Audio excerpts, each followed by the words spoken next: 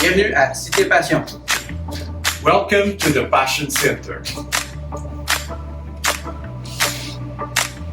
Je suis changé, je suis sauvé, nouvelle journée.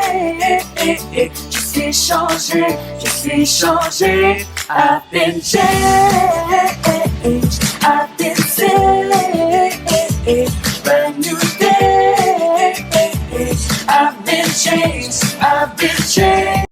Bienvenue tout le monde à l'église Cité Passion. Aujourd'hui, en ce mois de février, déjà, on rentre dans février, c'est incroyable. On va aller dans la louange, puis on va poursuivre sur le message de la puissance du pardon. Bon service tout le monde. Je lève mes mains vers le ciel, tu es là. Ton amour est surnaturel. I put my hands in the air, cause you heard my prayer. A transformation riding. I've been changed, I've been saved, brand new day. I've been changed. Je suis changé, je suis sauvé, nouvelle journée. I've been changed.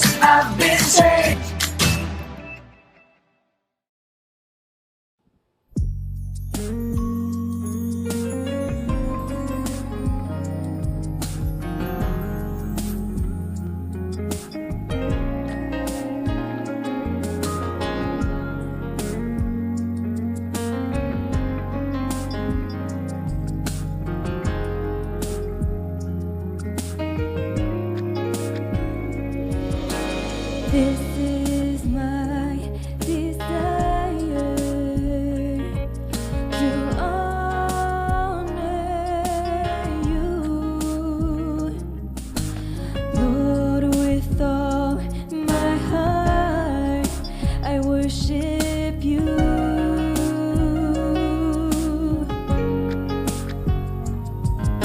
With all I have within me, I give you praise.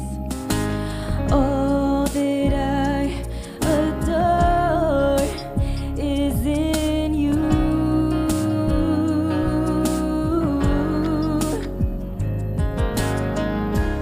Lord, I give you my heart. I give you my soul. I live for you alone. Every breath that I take, every moment I'm awake. Lord, have your way in me.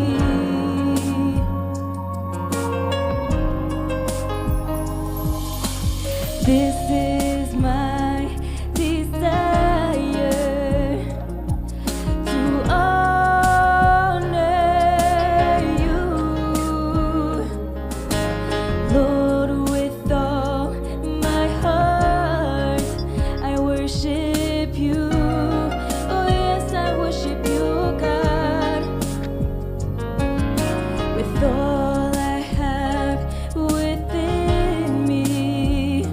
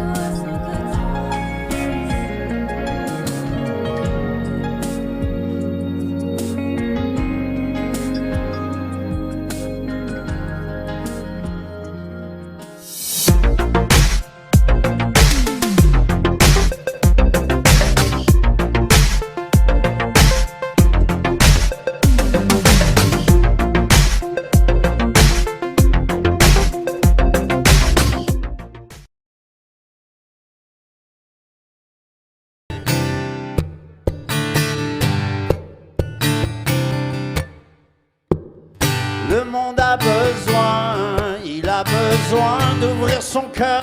Pensez-y. Alors, il arrive chez eux, puis c'était la tombée du soir, puis il y a une loi juive qui dit qu'on ne laisse pas quelqu'un seul sortir.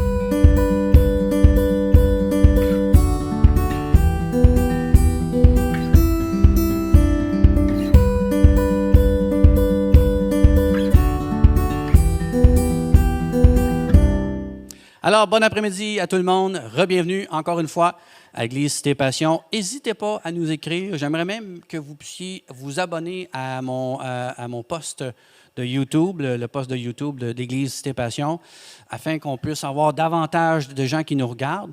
J'ai même appris que si j'ai au-dessus de 100 personnes qui nous regardent, qui nous suivent, c'est-à-dire, je pourrais faire des enregistrements en ligne direct. Ça peut faire partie des projets qu'on a à cœur dans l'avenir, on le souhaite bien. Comme vous savez, Cité Passion, on fait partie de Passion Center avec Pasteur Tony.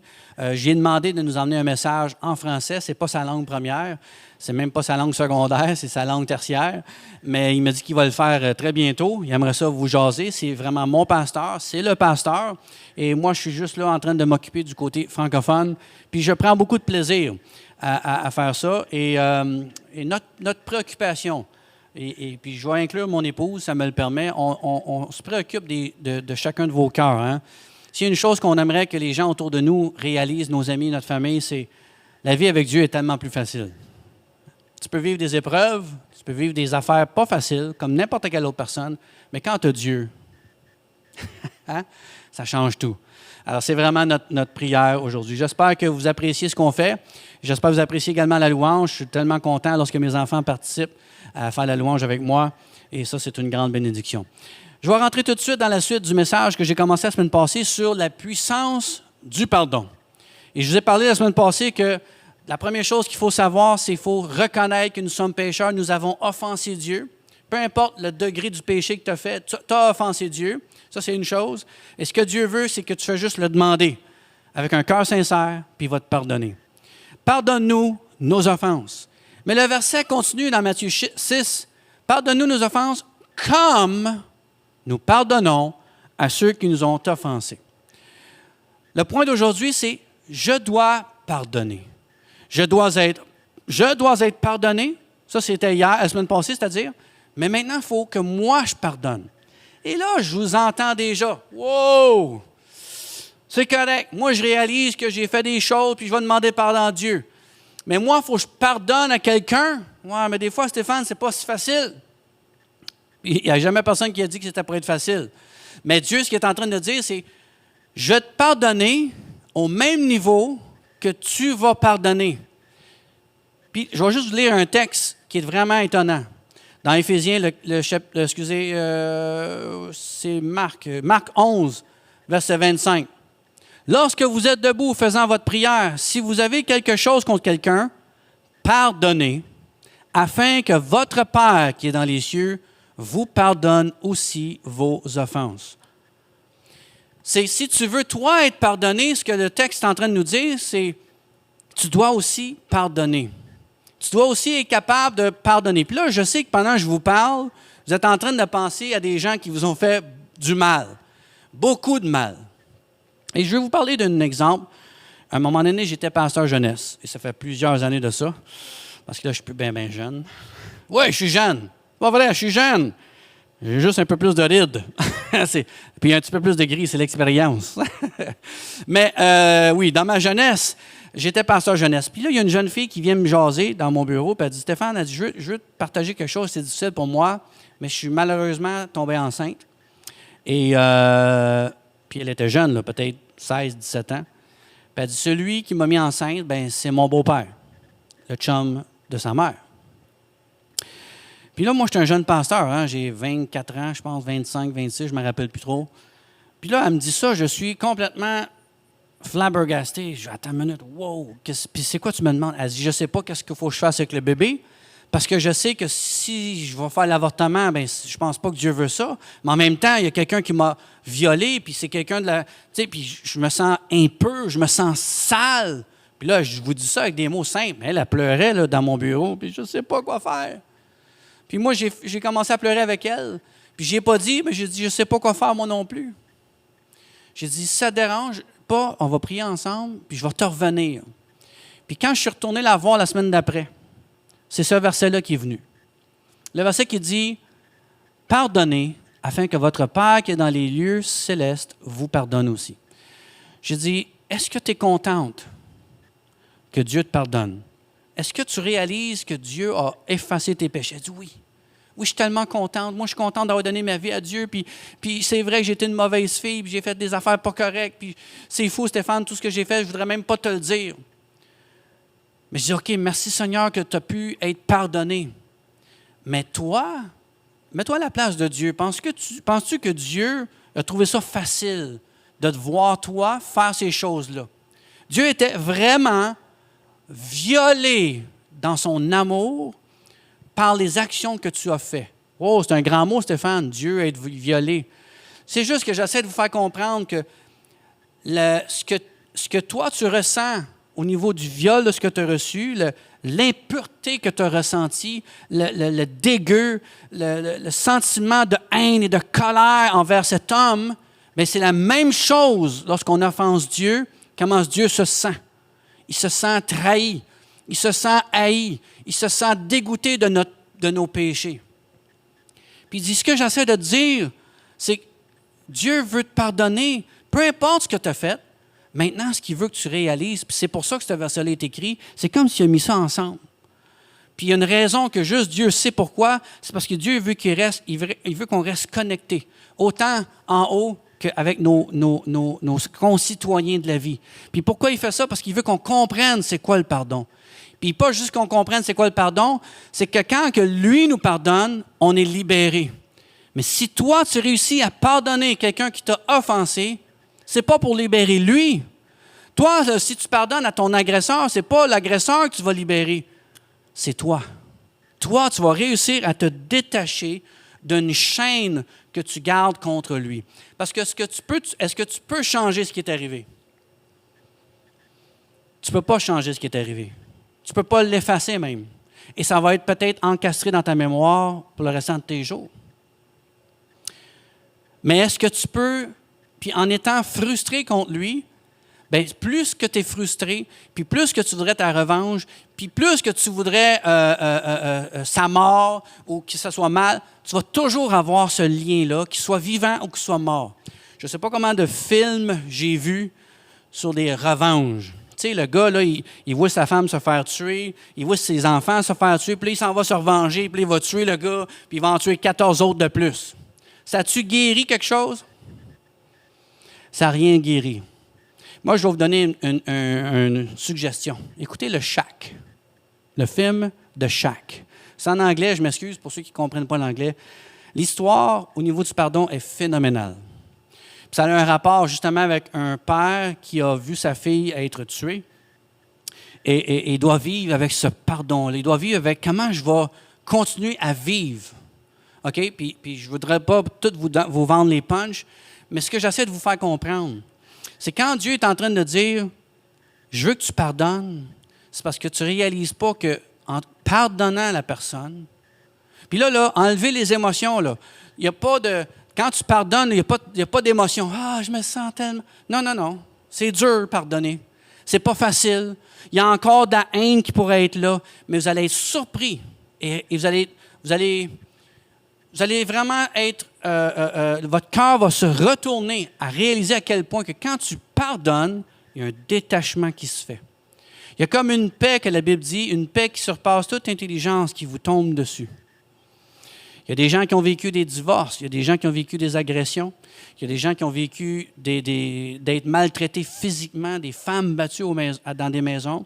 Je me souviens que j'avais été chanter, prêcher dans une maison de femmes battues, puis les femmes témoignaient qu'avant d'arriver là, puis avant de comprendre c'était quoi le pardon, ils voulaient tuer.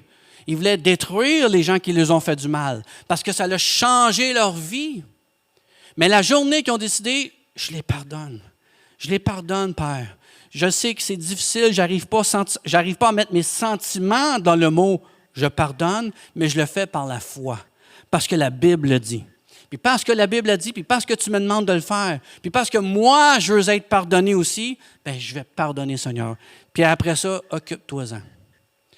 Cette fille est partie en pleurant parce qu'elle n'était pas 100% d'accord.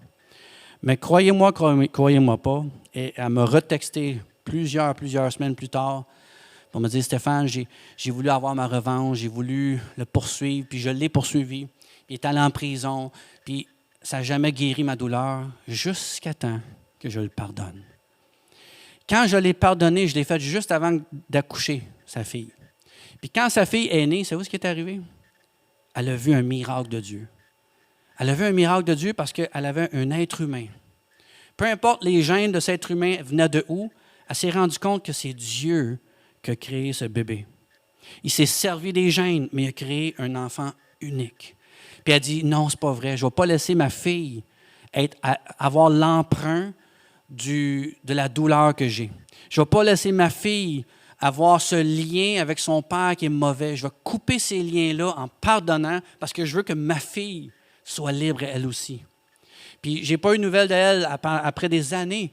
Jusque pendant plusieurs années plus tard, j'ai vu une photo d'elle avec sa fille, heureuse, capable de vivre sa vie. Elle a rencontré quelqu'un qui a pu prendre soin d'elle et sa fille. Voyez-vous, ce que j'essaie de dire, c'est ce qui paraît impossible pour nous autres. Il y a une raison pour laquelle Dieu nous dit, faites-le. Parce que si tu le fais, tu vas vivre le miracle du pardon. Tu vas vivre la puissance du pardon. Mais encore plus loin, ce que j'essaie de vous dire, c'est si toi, tu réussis à pardonner, mais toi-même, tu t'acquiers le pardon de Dieu.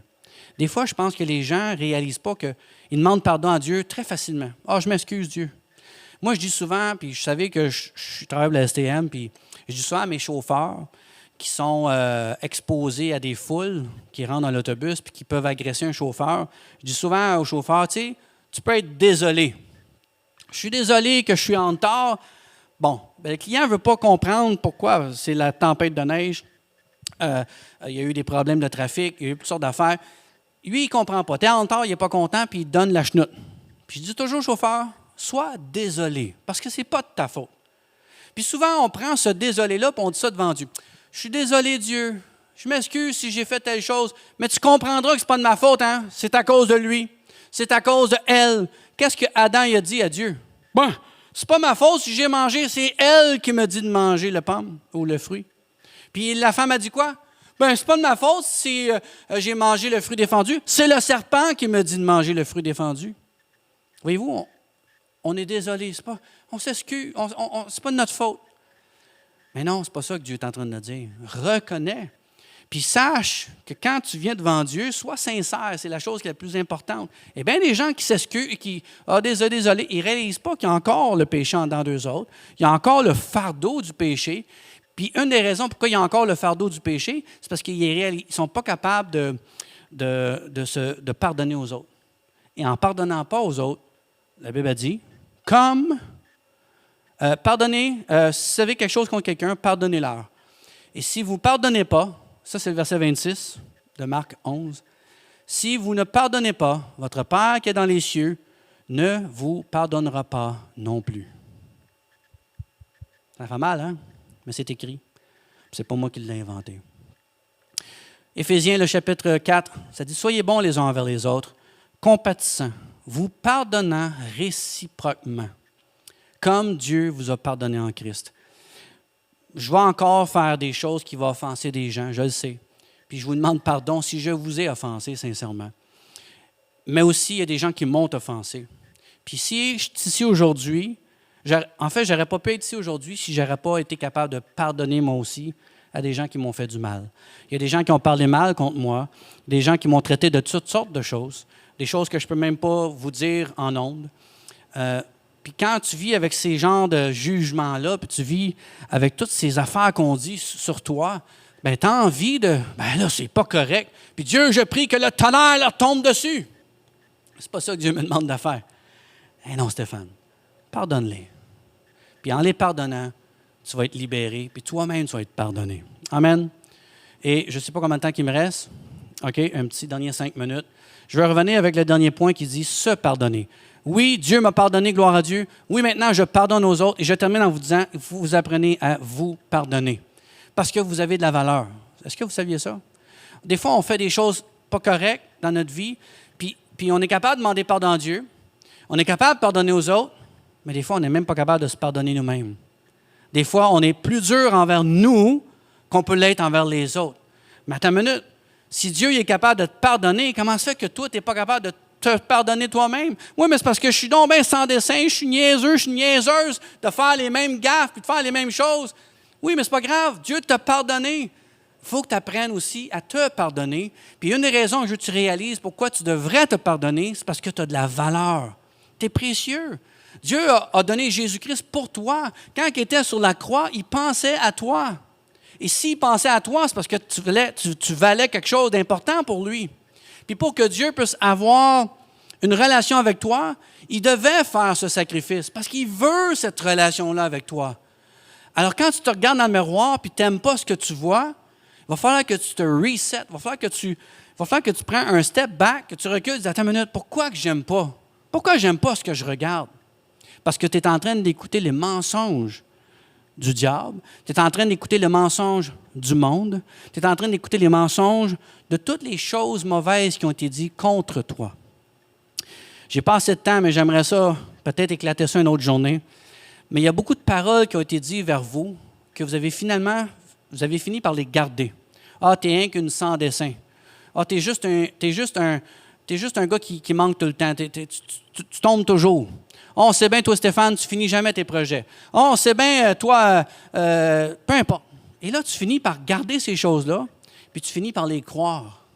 Et ça te rend insatisfaite ou insatisfait avec toi-même. Et là, tu te regardes dans le miroir et tu dis, arc, qu'est-ce que c'est ça?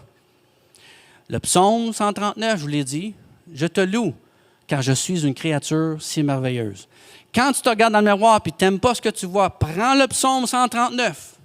Verset 14, ouvre-le puis dis, je te loue. Autrement dit, je te remercie, je te rends grâce que je suis une créature si merveilleuse. Tes œuvres sont admirables parce que quand Dieu fait quelque chose, c'est toujours parfait. Ah, notre société dit, ben non, il faut les femmes doivent être ressemblées à ça. Ça, c'est une femme parfaite. Puis les hommes devraient être comme ça, là, tu sais. Non, ça, c'est les hommes, c'est l'humanité qui nous dit ça. Dieu, quand il te regarde, tu es parfaite. Tu es parfait. C'est lui-même qui le dit, tes œuvres sont admirables. Et mon âme le reconnaît bien. Alors, tu dois apprendre à te pardonner, sachant que tu es une créature merveilleuse. Ésaïe 43, 4, tu dois te pardonner parce que la Bible dit, parce que tu as du prix à mes yeux, dit l'Éternel. Et parce que tu as honoré ce que j'aime, je donne aux hommes à ta place et des peuples pour ta vie. Autrement dit, je suis prêt à laisser plein de choses de côté pour te sauver toi, parce que tu as du prix à mes yeux. 1 Corinthiens 6, 19, puis je termine avec ceci. Ne savez-vous pas que votre corps est le temple du Saint-Esprit? Le temple du Saint-Esprit. Ça, c'est la maison où le Saint-Esprit va venir habiter. Ça, c'est votre corps qui est en vous, que vous avez reçu de Dieu, le Saint-Esprit, et que vous ne vous appartenez point à vous-même. Ici, Corinthiens est en train de dire, « You don't belong to yourself. » Tu n'es même pas à toi-même. Fait que ce que tu as là, quand tu penses que c'est mon corps, non, ce n'est pas ton corps. C'est celle de Dieu. Et Dieu a décidé d'habiter dans ton corps parce qu'il t'aime. Est-ce que vous pensez que quelqu'un de royal va habiter dans une shed?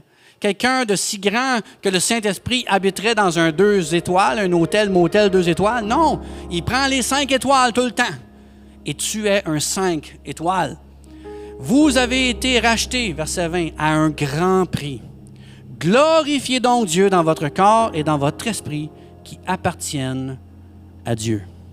Wow! Je pense que ça finit bien, hein? Ça finit bien. Glorifiez donc Dieu dans votre corps et dans votre esprit qui appartenaient à Dieu. Seigneur, s'il y a quelqu'un ici qui a de la misère à pardonner quelqu'un, ou s'il y a quelqu'un qui a de la misère à se pardonner, dans le nom de Jésus, je brise les chaînes qui gardent captifs ces personnes. Les paroles négatives qui ont été envoyées vers eux, je les brise dans le nom de Jésus. Et ce que je prie, Seigneur, c'est que ces gens-là soient libres complètement et qu'ils réalisent, Seigneur, qu'ils sont de grands prix à tes yeux, Père éternel. Peut-être que les hommes nous regardent différemment, puis ça, c'est pas grave. C'est comment tu nous regardes, Dieu, qui est le plus important. Et moi, je sais, Seigneur, que tu me regardes avec beaucoup de joie.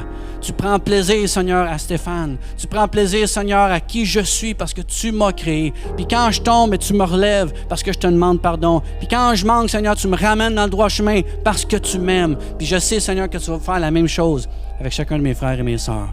Père, c'est dans le nom de Jésus que j'ai pris ces choses. Amen et amen. J'ai des bonnes nouvelles pour vous autres en passant. Je vais avoir un invité spécial pour le 21 et 28 février. Mon ami Luc Gingras va prêcher la parole, un évangéliste, prophète merveilleux, un gars que j'aime depuis des années. S'il y a un gars qui m'a tendu une oreille dans les moments les plus difficiles de ma vie, c'est lui. Et je suis très content qu'il va faire partie, il va prêcher la parole dans les prochaines semaines. C'est lui qui va être là la semaine prochaine, entre autres. Alors que Dieu vous bénisse tout le monde. Puis j'ai hâte de vous revoir la prochaine fois. Amen. Écrivez-nous. Faites-nous savoir vos requêtes, ça va nous faire plaisir de vous répondre. Amen. Que Dieu vous bénisse et bonne semaine. I tell you, her sins, and they are many, have been forgiven. So she has shown me much love. But a person who is forgiven little shows only little love. Donc, on vous remercie énormément d'avoir été des nôtres aujourd'hui. On espère que le message vous a plu, vous a touché. Si vous avez des questions, requêtes de prière ou commentaires, n'hésitez pas à nous rejoindre avec l'information dans la description ou dans les commentaires. Ça va nous faire plaisir d'entrer en contact avec vous. Donc, on se revoit à la semaine prochaine. Bon dimanche.